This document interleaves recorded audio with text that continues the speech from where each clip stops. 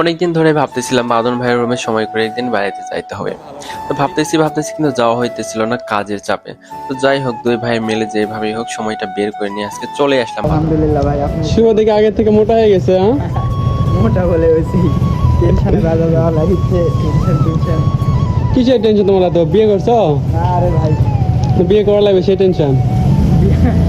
বিয়া ফিরে আছে।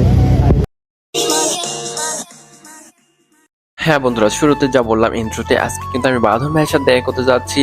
So I am very happy. আজকের দিনটা অনেক দিন ধরে আমি দেখতে চাচ্ছি কিন্তু হয়ে ওঠে না। তো ফাইনালি আজকে কিন্তু চলে আসতেছি আমি বাঁধন ভাইয়ের রুমে।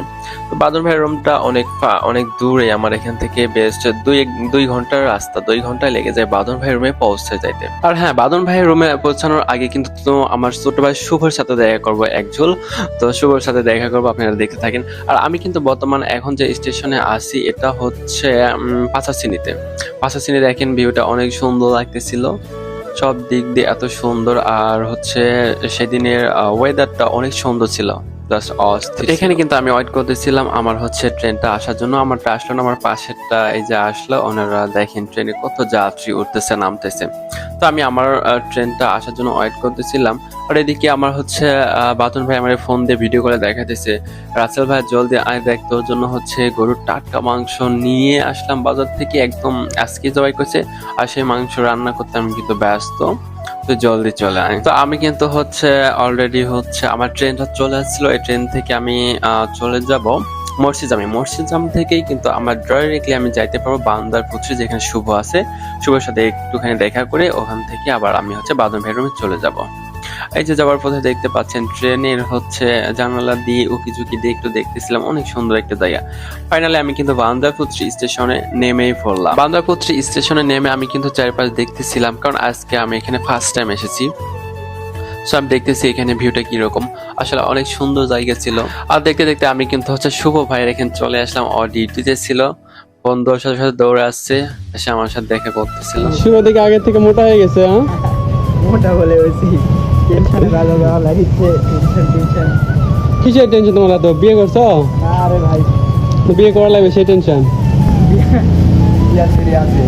তো আমি আর শুভ এখানে দাঁড়িয়ে কিন্তু বেশ কিছুক্ষণ হচ্ছে মজা করলাম, দুষ্টামি করলাম। এরপরে গ্রাব একটা অর্ডার করলো শুভ আমার জন্য, যে গ্রাবের কালার আর শুভর হচ্ছে টি-শার্টের কালার কিন্তু সেম ছিল। এরপরে এই গ্রাবটা আমার নিয়ে মানে ঘোরার মতো টকবক করে এত জলদি বাঁধন ভাইয়ের রুমে নিয়ে আসবে আমি ভাবতেই পারতেছিলাম না। এই যে দেখেন খুব জলদি বাঁধন ভাইয়ের রুমে চলে আসছি। বাঁধন ভাইয়ের রুমের বিল্ডিংটা কিন্তু এইরকম। আর বাঁধন ভাইয়ের রুমে আসতে পারলাম, এই যে ভাইয়ের সাথে দেখা হলো আমার আজকে ফাইনালে, আমি কিন্তু অনেকটা হ্যাপি। আর দুই ভাই হচ্ছে পরিকল্পনা করলাম বিকেলে খাবার শেষে এই যে আমরা এখন ঘুরতে যাচ্ছি। আমাদের সাথে দেখতে পাচ্ছেন কালো যে টি শার্ট, ওইটাও কিন্তু আমাদের দেশি। তো পার্কে যাওয়ার পথে কিন্তু বাঁধন ভাই অনেকগুলো রিলস ভিডিও বানাইতেছিল।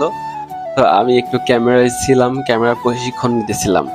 এরপরে দেখেন এখানে ভাই কি করতেছে। ভাই এখানে অ্যাক্টিং করতেছে যে আমি নতুন আসছি, ধরেন আমি ঢাকা শহরে আমি নতুন আসছি, কিছু চিনতেছি না, বিল্ডিং গুলো আমি গুনতেছি, এই বিল্ডিং গুনতেছে। এরপরে দেখতেছি রাস্তার পাশে কি আছে, কোথায় কি আছে, কোন পাশে, যাই হোক কত কিছু বললাম না। উনি একদম নতুন, কিছু চিনে না, হ্যাঁ সবকিছু অবাক দৃষ্টিতে দেখতেছিল। এরপরে আমি কিন্তু রাস্তার পাশে একটু হাঁটতেছিলাম। পার্কে যাওয়ার পথে এই রাস্তাটা এত সুন্দর ক্লিন, এত সুন্দর পরিবেশ, রাস্তাটা অনেক সুন্দর ছিল রাস্তাটা, এই জন্য আমিও একটু হাঁটলাম। তো ফাইনালি আমরা কিন্তু পার্কে অথবা লেকের পার যেটাই বললেন সেখানে কিন্তু পৌঁছাই গেছি। এখানকার দৃশ্যটা দেখতে পাচ্ছেন এত সুন্দর, আর সেখানে ভিউটা অনেক সুন্দর ছিল। বিকেল বেলা পড়ন্ত বিকেলে চলে আসলাম ঘুরতে আমরা এখানে। হ্যাঁ, তো এখানে দেখেন বাদল ভাই কি বলতেছে। ভালো না, এইটাই সমস্যা।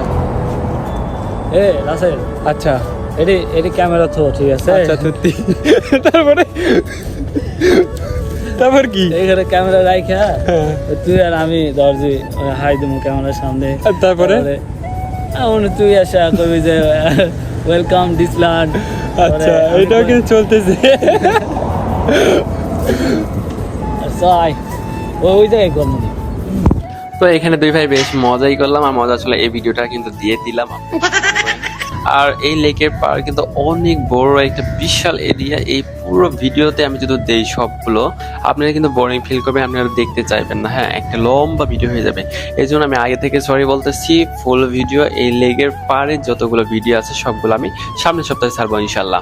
আজকে শুধু বাজন ভাইয়ের সাথে কিভাবে সময় কাটালাম এতটুকু ছাড়লাম। হ্যাঁ, তো পার্ক থেকে ঘুরে ফিরে আমরা কিন্তু সন্ধ্যা হলে বাসায় ফিরছিলাম। বাসায় ফেরার পরে আমি বাইরে ওনার গেটের সামনে কিন্তু বসার একটা সুন্দর ব্যবস্থা আছে। মনে হচ্ছিল আকাশে যদি তারা থাকতো তারাটা সুন্দর করে গোনা যাইতো। এখানে বসে থাকতে বাদন ভাই আমার জন্য নুডলস রান্না করে নিয়ে এসেছে। বাদন ভাই যে এত সুন্দর নুডলস রান্না করতে পারে আমি আগে জানতাম না। তারপরে নুডলস খাইতেছিলাম আর বাইরে বসেছিলাম, অনেক সুন্দর লাগতেছিল। এরপরে বাদন ভাই আমার জন্য ফলমূল এইটা সেটা আত্মীয় স্বজন মানে আমি একটা কুটুম্বও গেছি এরকম একটা মানে যত্ন করতেছিল। এরপর রাতে কিন্তু বাদন ভাই মাংস রান্না করতেছিল আর আমি বললাম ভাই আমি ডিম ভর্তা বানাবো আমার নিজের হাতে। এরপরে কিন্তু রান্না করা শেষে বাদন ভাইয়ের মাংস কেউই খায় না, সবাই আমার ডিম ভর্তা নিয়ে কারাকারি হয়ে গেছে।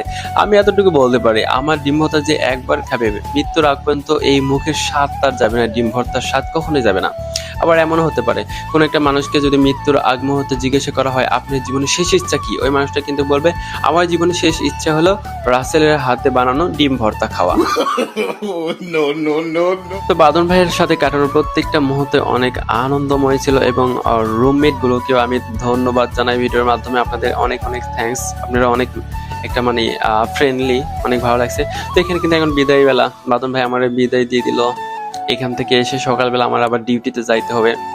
তো এরপরে কি হয়েছে, একটা দুর্ঘটনা ঘটে গেছে। দুর্ঘটনা কি দেখেন, আমি এখানে ওঠার পর আমার সিমটা চেঞ্জ করতেছিলাম আরেকটা মোবাইলে, এখানে সিমটা রাখছি, সিমটা গড়াই আসে ওই যে রেড কালার এটার ভিতরে চলে গেছে। আমার মনটা একটু খারাপ হয়ে গেল, হায় আল্লাহ আমি এখানে একটা নতুন জায়গা থেকে যাইতেছি, সিমটাও হারাই ফেললাম, এখন আমি কিভাবে যোগাযোগ করব। তো পরে মনে হয়ে গেল হঠাৎ করে সিমটার মেয়াদ মাত্র 3 দিন না 5 দিন ছিল। যাই হোক চিল কোনো টেনশন করার দরকার নেই। তো বন্ধুরা সম্পূর্ণ ভিডিওতে আপনাকে দেখার জন্য অনেক অনেক ধন্যবাদ জানাতেছি। আর ভিডিওটি আপনার কাছে কেমন লাগছে বাদন ভাইয়ের সাথে কাটানো মুহূর্ত অবশ্যই কমেন্ট করে জানাবেন। এবং নেক্সট উইকে পার্কের ভিডিওতে দেখাবো, আপনারা দেখার জন্য অবশ্যই অপেক্ষা করবেন। এবং সবাই ভালো থাকবেন, সুস্থ থাকবেন। এটা আবার বাই, আসসালামু আলাইকুম রহমতুল্লাহ।